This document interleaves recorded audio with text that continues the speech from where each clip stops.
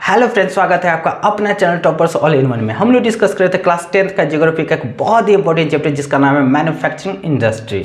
इसके बारे में बहुत कुछ हम लोग डिस्कस कर चुके हैं, जिसका वीडियो पहले अपलोड कर दिया गया। इसका 3 पार्ट पहले अपलोड कर दिया गया। अगर आप उसे नहीं देखे हैं तो आप उसे जरूर एक बार देख लीजिएगा। इस चैप्टर से जुड़ा हुआ आपको जो भी समस्या होगा उसके बाद देखने के बाद, इस वीडियो को देखने के बाद आपको कोई भी समस्या नहीं रहेगा।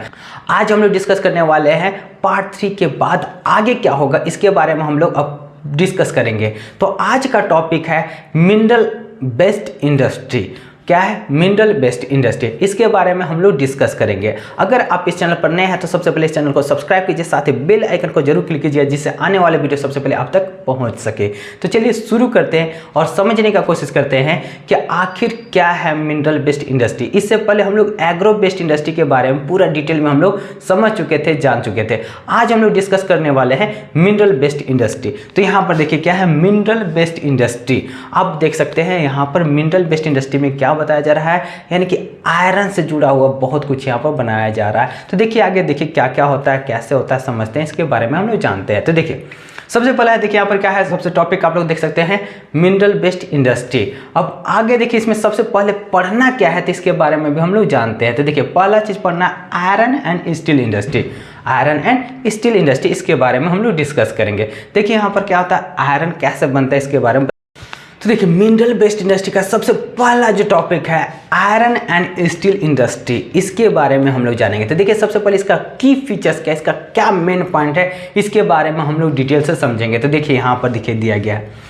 सबसे पहले आप लोग देख सकते हैं कि इसमें क्या दिखाया गया कि ये जो इंडस्ट्री जो है इसी को कहा जाता है बेसिक इंडस्ट्री कहा जाता है, क्योंकि ये रॉ मटेरियल प्रोवाइड करता है। कोई भी दूसरे जो इंडस्ट्री जो होता है, चाहे आप एग्रो बेस्ड इंडस्ट्री का बात करें तो एग्रो बेस्ड इंडस्ट्री के लिए क्या चाहिए होता है, मशीन चाहिए। मशीन आखिर कैसे बनेगा, तो आयरन या स्टील का बनेगा। तो आयरन स्टील मशीन बनाने के लिए चाहिए ना, तो इसीलिए इसको क्या कहा गया, बेसिक इंडस्ट्री कहा गया है। अब इसमें क्या बताया जाता है, इसमें क्या होता है आयरन एंड स्टील इंडस्ट्री। तो आयरन लोहा बना दिया जाएगा, स्टील बनाया जाएगा। अरे इसी से तो कोई भी आप मशीन बना सकते हैं, कुछ भी बनाएगा, पंखा, टीवी, कूलर, कुछ भी बनाना होगा तो उसमें आयरन और स्टील का यूज किया जाता है।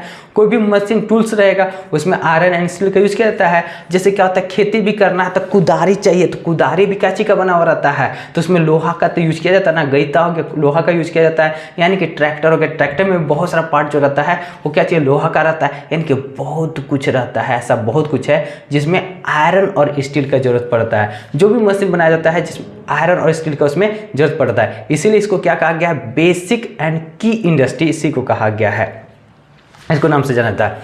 अब यहाँ पर देखिए इसमें क्या दिया गया है, it is also called heavy industry. इसको और किस नाम से जाना जाता है, तो हैवी इंडस्ट्री के नाम से भी जाना जाता है, क्योंकि आयरन और स्टील जो रहता है बहुत ही हैवी होता है, बहुत ही भारी होता है। इसीलिए इसको क्या कहा गया, हैवी इंडस्ट्री के रूप में भी जाना जाता है। क्योंकि जो लोहा, जो पत्थर जो पाया जाता है, लोहा वाला पत्थर, ठीक है, जिसमें फेरस का मात्रा रहता है, वो पत्थर जो रहता है भारी रहता है। यानी कि रॉ मटेरियल्स का जो रहता है ना बहुत ही भारी रहता है, इसीलिए इसको क्या कहा गया है, हैवी इंडस्ट्री कहा गया है। ठीक है, तो इसमें क्या क्या रहता है, जैसे आयरन ओर हो गया, कोल हो गया, लाइमस्टोन है, ये सभी के सभी क्या है, बहुत ही भारी पत्थर रहता है, इसलिए इसको क्या कहा गया है, हैवी इंडस्ट्री के रूप में बोला जाता है। ठीक है, अब आगे देखते हैं कि जो अधिकतर जो स्टील प्लांट जो रहता है कहाँ पर है, छोटा नागपुर रीजन में। अब ये मैप देखिएगा, यहाँ पर जो मैप दिखाया गया है, तो देखिए अधिकतर जो आयरन स्टील इंडस्ट्री है वो कहाँ पर है, छोटा नागपुर, यानी कि झारखंड के बगल में। देखिए क्या होता है, झारखंड में ही आप यहाँ पर मौजूद है, जैसे जमशेदपुर हो गया, बोकारो हो गया, धनबाद हो गया, ये सब मौजूद है। अब अगर अभी के समय में देखा जाए तो आयरन और स्टील इंडस्ट्री जो रहता है बहुत सारा समस्या से जूझ रहा है। क्या क्या आखिर समस्या है जो आयरन और स्टील इंडस्ट्री में देखने को मिलता है, तो इसके बारे में देखिए डिस्कस करते हैं। तो सबसे पहला जो पॉइंट दिख रहा होगा, हाई कॉस्ट प्रोडक्शन, यानी कि इसको बनाने में बहुत ही ज़्यादा खर्च लग जाता है। यानी कि आयरन और स्टील को बनाने में बहुत ही ज़्यादा खर्च लग जाता है। और साथ ही देखिए क्या होता है, इसमें कोकिंग कोल जो रहता है, ठीक है, कोयला जो रहता है लिमिटेड मात्रा में यहाँ पर है, भारत में है, लिमिटेड मात्रा में है। ज़्यादा यहाँ पर कोयला, वैसा कोयला है ही नहीं, जिसके कारण हम लोग ज़्यादा से ज़्यादा प्रोडक्शन कर सकते हैं। हम लोग को खरीदना पड़ता है और वैसा कोयला में क्या होता है, प्रोडक्शन करने में क्या होता है, बहुत ही ज़्यादा खर्च हो जाता है। ये देखिए क्या होता है, दूसरा पॉइंट था। तीसरा में देखिए क्या होता है, यहाँ के जो लेबर जो लोग थे, पिछले क्लास में भी बताया गया, पिछले सेशन में बताया गया कि यहाँ का जो लेबर जो उतने ज़्यादा प्रोडक्टिव नहीं है, थोड़ा कोढ़िया का नेचर के हैं। आप लोग को बार बार देखिए बताया होगा, आप लोग भी अपने घर में देखिए काम होता होगा तो आप लोग देखते होंगे कि लेबर लोग जो रहता है 5 मिनट तो खाली खैनी बनाने में हो जाता है, ठीक है। मतलब क्या होता है, हर 1 घंटा बाद क्या होता है, खैनी बनाएगा, कुछ ना कुछ इधर उधर काम करते रहे। मतलब क्या होता है, यहाँ का प्रोडक्टिविटी जो रहता है लेबर लोग का जो रहता है बहुत ही कम रहता है। मतलब क्या होता है, काम तो करता है लेकिन उसका जो रिस्पॉन्स जो होना चाहिए, ज़्यादा आउटपुट होना चाहिए, वो नहीं हो पाता है। तो यहाँ पर क्या होगा, लेबर जो रहता है यहाँ पर उतने ज़्यादा स्किल्ड लेबर भारत में नहीं मिलते हैं। अब यहाँ पर देखिए एक और समस्या है, देखिए क्या है, चौथा पॉइंट में यहाँ दिया गया है कि भारत में अगर इलेक्ट्रिसिटी का बात किया जाए तो इलेक्ट्रिसिटी का मात्रा बहुत ही कम है। मतलब यहाँ पर पावर का कमी रहता है, जिसके कारण यहाँ का प्रोडक्शन उतना ज़्यादा बेहतर नहीं हो पाता है। अब अगला पॉइंट यहाँ पर देखिएगा क्या दिया गया है, रॉ मटेरियल जो कहाँ पर पाया जाता है, भारत में जो पाया जाता है कुछ ही जगह पाया जाता है, ठीक है। यहाँ क्या लिखा हुआ, found only in certain pockets of India, मतलब कुछ ही जगह पर भारत में रॉ मटेरियल पाया जाता है। जैसे छोटा नागपुर प्लेटू रीजन में है, ठीक है। तो यहाँ पर क्या होता है, आयरन एंड स्टील इंडस्ट्री ज़्यादा देखने को मिलता है, और बाकी सभी जगह में क्या होता है, उतना ज़्यादा लोहा का मात्रा वैसा नहीं पाया जाता है, जिसके कारण उतना ज़्यादा प्रोडक्शन भी नहीं हो पाता है। अब यहाँ पर देखिए क्या होता है, भारत में देखिएगा तो क्या पुअर इंफ्रास्ट्रक्चर, क्या है, पुअर इंफ्रास्ट्रक्चर। कहने का मतलब क्या होता है, यहाँ पर जो इंडस्ट्री जो बनाया गया है, मशीन जो बनाया गया है, ट्रांसपोर्ट सिस्टम जो है,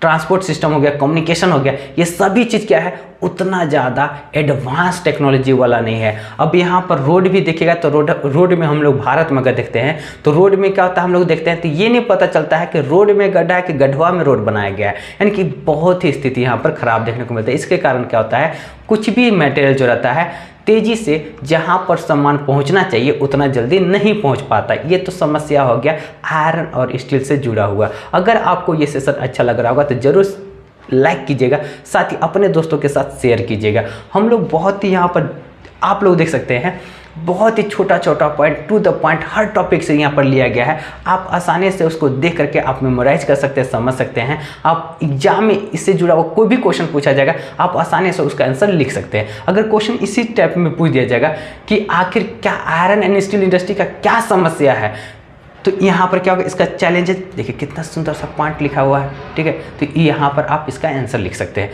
अब देखिए आगे क्या है, अब आगे का टॉपिक है why is iron and steel industry located in peninsular India only. मतलब भारत का सिर्फ पेनिनसुलर इंडिया में ही क्यों आयरन और स्टील इंडस्ट्री को डेवलप किया गया है। आप यहाँ सबसे पहले मैप देखिए, मैप में आप देख सकते हैं, ये देखिए क्या होता है, इस प्रकार से मैप है। अब इंडिया का जो भाग है, पेनिनसुलर किसको कहा जाता है, a area which is bounded, a land area which is bounded by 3 side by water body. मतलब क्या होता है, एक ऐसा जमीन का भाग जो 3 भाग से क्या होता है, पानी से घिरा हुआ रहता है, और सिर्फ एक भाग क्या होता है, जमीन रहता है, एक तरफ जमीन रहता है, उसी को कहा जाता है पेनिनसुलर। तो आप यहाँ पर देख सकते हैं छोटा नागपुर प्लेटू में यहाँ पर क्या है, यहाँ पर आप देख सकते हैं, आसानी से देख सकते हैं कि यहाँ पर फैक्ट्री ज़्यादा देखने को मिल रहा है। साथ ही कर्नाटका तरफ देखने को मिल रहा है, और कुछ कुछ यहाँ पर क्या है, केरला के पास, तमिलनाडु के पास भी यहाँ पर देखने को मिल रहा है। यानी कि यहाँ पर इंडस्ट्री, आयरन और स्टील इंडस्ट्री यहाँ पर ज़्यादा देखने को मिल रहा है। बाकी जो पूरी इंडिया में देखिएगा तो वो सब आयरन एंड स्टील इंडस्ट्री देखने को नहीं मिल रहा है। तो क्वेश्चन यही पूछा जा रहा है कि आखिर यही एरिया में क्यों आयरन एंड स्टील इंडस्ट्री है, इसके पीछे क्या खास कारण है, तो इसके बारे में हम लोग डिस्कस करेंगे। देखिए तो सबसे पहला पॉइंट देखिए यहाँ पर दिखा हुआ है, सबसे पहला पॉइंट कि आखिर क्यों है। तो देखिए good and more raw materials available. यहाँ पर देखिए क्या होता है, रॉ मटेरियल का बात किया जाए तो सबसे ज़्यादा रॉ मटेरियल कहीं पर देखने को मिलता है, तो छोटा नागपुर प्लेटू में आयरन एंड स्टील इंडस्ट्री का जो रॉ मटेरियल देखने को मिलता है सबसे ज़्यादा कहाँ पर है, तो इस एरिया में ही ज़्यादा देखने को मिलता है। जहाँ पर रॉ मटेरियल ज़्यादा रहेगा तो इंडस्ट्री भी वहीं पर लगाया जाएगा, आपको पिछले क्लास में बताया गया था। तो इस कारण से यहाँ पर इस एरिया में आप देख सकते हैं, इस एरिया में क्या है, ज़्यादा से ज़्यादा इंडस्ट्री लगाया गया है। अगला दूसरा देखिए क्या होता है, पावर रिसोर्स। सेकेंड क्या है, पावर रिसोर्स। कोयला हो गया, oil, water, power are available in peninsular India. मतलब क्या होता है, कोयला हो गया, तेल हो गया, ये सभी चीज़ क्या होता है पेनिनसुलर इंडिया में आसानी से मिल जाता है, जिसके कारण यहाँ पर फैक्ट्री लगाया गया है। अब तीसरा में देखिए स्किल्ड लेबर। इस एरिया में अगर देखा जाए जहाँ पर जो चीज़ का मात्रा अधिक रहता है तो उसका लेबर भी वहीं पर मिलते हैं।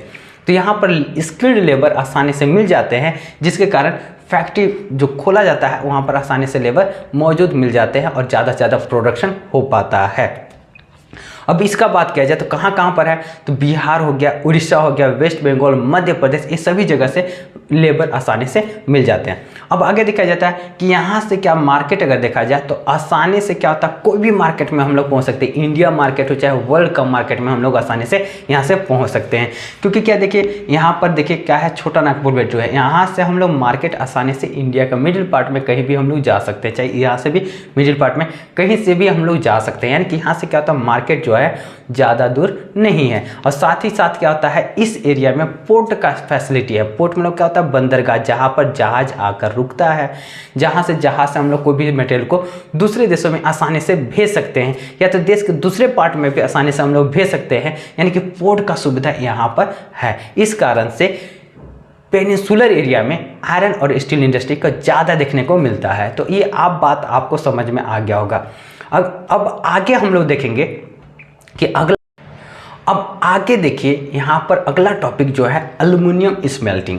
इससे पहले आपको जो बताया गया है बिल्कुल टू द पॉइंट बताया गया। अगर आपको समझ में आ रहा होगा, चैप्टर समझ में आ रहा होगा, तो जरूर इस सेशन को लाइक कीजिएगा। साथ ही अगर आप इस चैनल पर नए हैं तो सब्सक्राइब कीजिएगा और बेल आइकन को दबाना बिल्कुल भी नहीं भूलिएगा, क्योंकि आने वाला वीडियो सबसे पहले आप तक पहुँच सके। तो चलिए आगे जानने का कोशिश करते हैं कि एल्युमिनियम स्मेल्टिंग आखिर होता क्या है, एल्युमिनियम स्मेल्टिंग क्या है। टॉपिक तो यहाँ पर मिल गया। तो देखिए एल्युमिनियम स्मेल्टिंग के बारे में सबसे पहला पॉइंट देखिए यहाँ पर साफ साफ लिखा हुआ है कि एल्युमिनियम स्मेल्टिंग की बात किया जाए तो मेटालर्जिकल इंडस्ट्री का दूसरा सबसे बड़ा इंडस्ट्री है। मतलब पहला कौन है, तो आयरन एंड स्टील इंडस्ट्री पहला नंबर पर आता है, मेटालर्जिकल मतलब मेटल से जुड़ा हुआ। और दूसरा कौन सा है, तो एल्युमिनियम है। यानी कि एल्युमिनियम जो है सेकेंड लार्जेस्ट मेटालर्जिकल इंडस्ट्री है। ये तो पहला पॉइंट हुआ। सेकेंड पॉइंट देखिए क्या होता है, ये बहुत ही एल्युमिनियम जो रहता है बहुत ही हल्का रहता है और रेसिस्टेंट टू कोरोजन, यानी कि इसमें जंग नहीं लगता है। पहला बात बहुत ही हल्का है, दूसरा क्या है, इसमें जंग नहीं लगता है। और इसमें क्या होता है, ये जो है एल्युमिनियम जो है हीट का बहुत ही अच्छा गुड कंडक्टर है, बहुत ही अच्छा गुड कंडक्टर है। और साथ ही साथ क्या होता है, ये मैलिएबल, और इसके साथ अगर दूसरे मेटल को अगर मिला दिया जाए तो ये बहुत ही ज़्यादा स्ट्रॉन्ग भी बन जाता है। ये सब इसका खासियत है एल्युमिनियम का, ये आपका क्वालिटी यहाँ पर दिया हुआ है। एक बार फिर से रिवीजन देखिए करा दिया जा रहा है। एल्युमिनियम क्या बताया गया कि लाइट है, इसमें जंग नहीं लगता है। दूसरा क्या होता है, हीट का बहुत ही अच्छा गुड कंडक्टर है, ठीक है। और साथ ही साथ क्या मैलिएबल है, अगर दूसरे मेटल को इसके साथ मिला दिया जाता है तो ये बहुत ही स्ट्रॉन्ग बन जाता है। अब आगे यहाँ पर देखिए थर्ड पॉइंट इसमें दिया गया है कि इसका उपयोग कहाँ किया जाता है, तो एयरक्राफ्ट बनाने में यूज किया जाता है, हेलीकॉप्टर, एरोप्लेन, ये सब बनाने में यूज किया जाता है। साथ ही साथ इसका अटेंसिल्स बनाने में यूज किया जाता है और तार बनाने में यूज किया जाता है, ठीक है। ये सब जगह पर तो किया जाता है। और ये जो रहता है एल्युमिनियम का अगर बात किया जाए तो इसका पॉपुलरिटी जो है सबसे ज़्यादा कहाँ दिखा जाता है, स्टील में, कॉपर, जिंक, लेड, ये सब जो रहता है बहुत सारे इंडस्ट्री में एल्युमिनियम का यूज किया जाता है।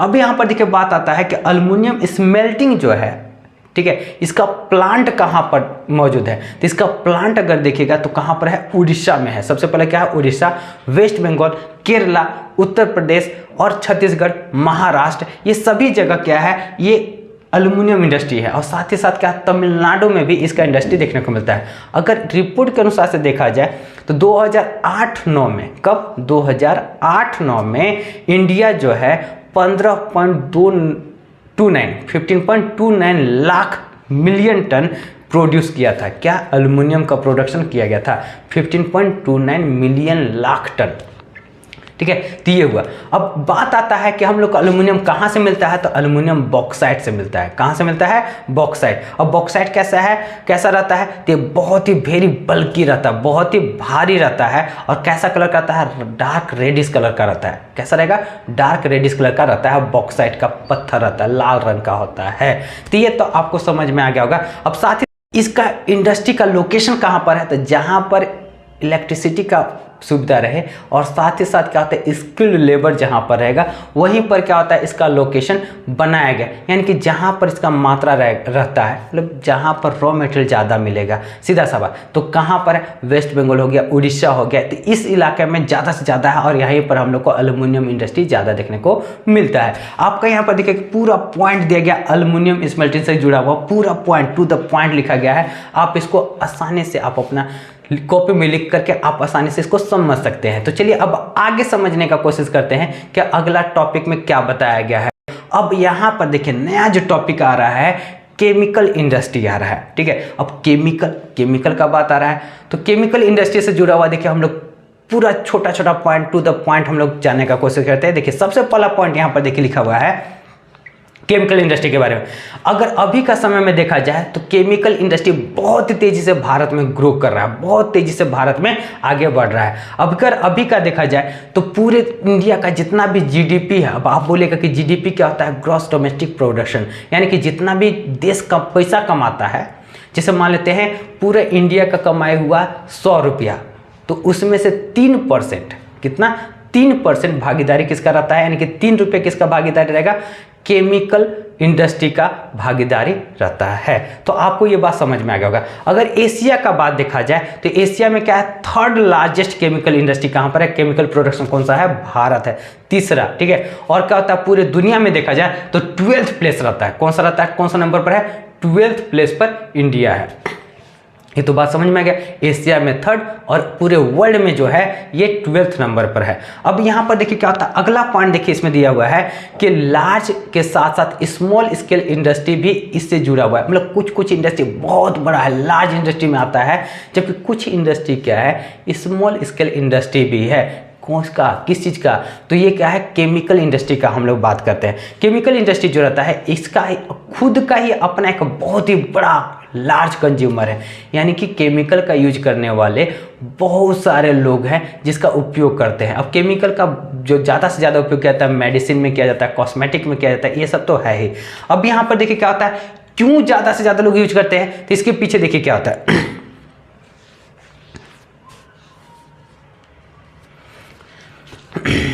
क्योंकि ज़्यादा से ज़्यादा क्या क्यों करते हैं? तो देखिए इसका कारण देखिए बताया गया। देखिए एक केमिकल इंडस्ट्री जो एक ऐसा इंडस्ट्री है जो आम आदमी तो यूज करते ही है, केमिकल से क्या होता है इंडस्ट्री को भी दिया जाता है। जैसे क्या होता है केमिकल बना करके इंडस्ट्री को दे दिया गया और वो इंडस्ट्री क्या होता है उस केमिकल का यूज करके कोई दवा बना दिया, कुछ कॉस्मेटिक बना दिया। तो इस कारण से क्या होता है केमिकल्स का यूज बहुत ही ज़्यादा बहुत ही भारी पैमाने में किया जाता है भारत में। अब यहाँ पर देखिए क्या होता है 2 प्रकार का यहाँ पर केमिकल होता है। पहला होता है ऑर्गेनिक, दूसरा होता है इनऑर्गेनिक। अब इसको देखिए हम लोग क्या होता है पूरे अच्छे से समझाया गया है। देखिए ऑर्गेनिक इंडस्ट्री केमिकल क्या होता है, इनऑर्गेनिक केमिकल किसको कहा जाता है। तो देखिए क्या होता है ऑर्गेनिक केमिकल्स, देखिए सीधा सा बात समझिए, थोड़ा सा इस प्रकार से बताया जा सकता है। मतलब नेचुरल हो गया, मतलब नेचुरल क्या होता है जो ज़मीन के नीचे से जो निकाला जाएगा वो ऑर्गेनिक हो गया।